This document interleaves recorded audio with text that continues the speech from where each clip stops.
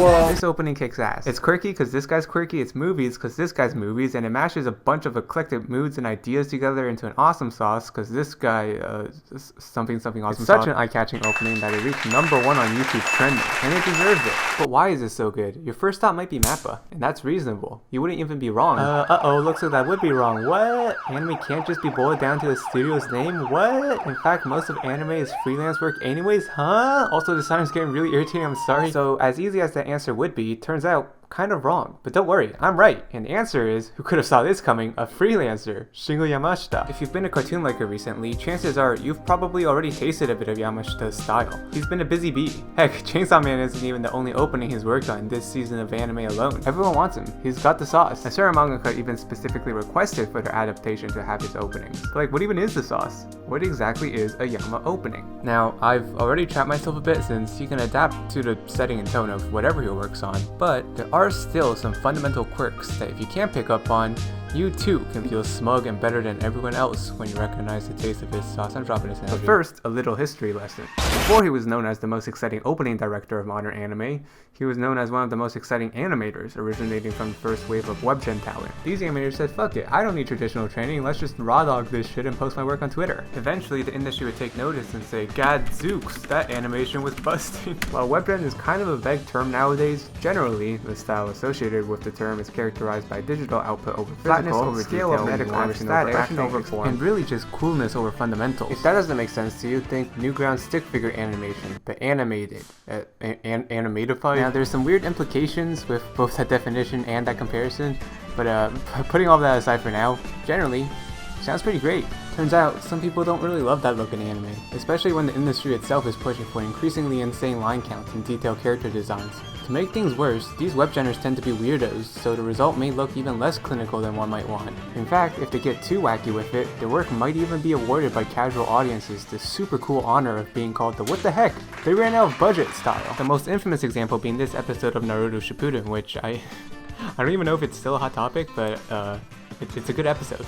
I would know, because I'm right. And the most flame cut was animated by none other than Shingo Yamashita. That's right, you got Yama to thank for Now, no matter what your thoughts are on that definition I gave, I want to be clear, it's not a great definition. There is some amount of truth in it. After all, these webgen animators were at one point amateurs that made animation that was at least flashy enough to farm likes on Twitter. But really, I'd say it's a bit poo-poo. Pee-pee even. It was reductive even back then. I mean, just look at these cuts and tell me Yama has no range. And in present day, present time, ha. Doesn't really make a whole lot of sense to define a web generation as a whole anymore, since there are now multiple generations of incredibly varied webgen artists. Of course, this evolution never could have happened without the influence of the webgen boomers like Yamashita. In fact, he was even influential outside of anime. I hear a lot that the best thing about Man of Steel is his action, and, well, The largest webgen trend nowadays is following Yutaka Nakamura, whose style meshes a lot more naturally into the visual identities of the properties he works on. This is great news for those more concerned with uniformity, but Yama understands that actually, you don't need that specific type of raw animation style for your work to be accepted in the mainstream. There are other ways, as if to show that he's since moved on to a new role. For those that would fall victim to the ran out of budget allegations, he offers the direction to not only beat the shit out of these claims, but to have the work presented in a way that it'll go to the other extreme, that they spend all their budget allocation. And yeah, the end result is beautiful. But back to that original question. Why? When? Where? How? And what the dog doing? Sir, it's still a valid question, I think. All great directors have a fetish. And Yama? He lights like. I think the best display of his skill with manipulating light shines through in Osama Ranking's second opening. This might well be the most, light he's ever stuffed into a 1 minute 30-second sequence of cuts. Of course, the lighting is generally just pretty to look at. He chose his background just to show off, but that wouldn't make him such a renowned figure by itself. What is it then? It's the warmth. Take a look at these cuts. They convey so much warmth from the delicate rim lighting. It really feels as if the characters are being blanketed inside this soft light. And don't forget the other small details, like the added sense of intimacy from the pleasant particle effects. It's just so warm. It's not like hot, it's like 21 degrees with no clouds and a slight breeze. Wow, so warm. And I'd say this warmth is exactly what Yamashita does the best. And with a property that demands just that, he had the perfect opportunity to really just cram them in there. It's incredibly self-indulgent, but he gets away with it.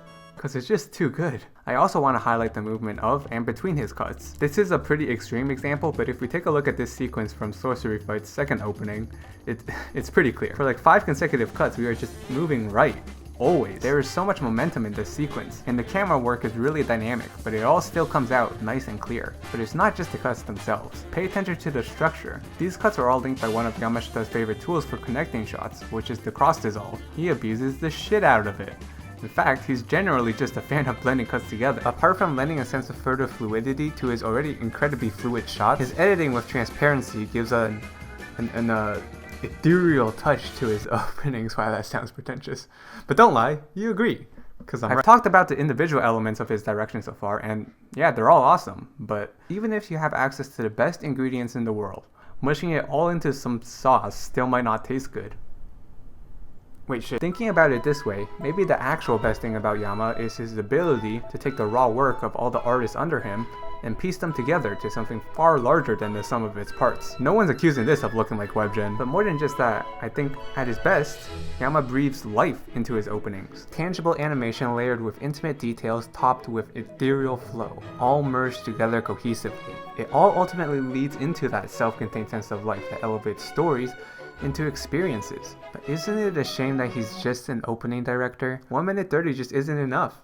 Imagine now if he led an entire production for an already beloved IP where a giant pool of sentimentality is just waiting to be tapped into by fully realizing the setting in the most idealistic yet naturalistic way possible.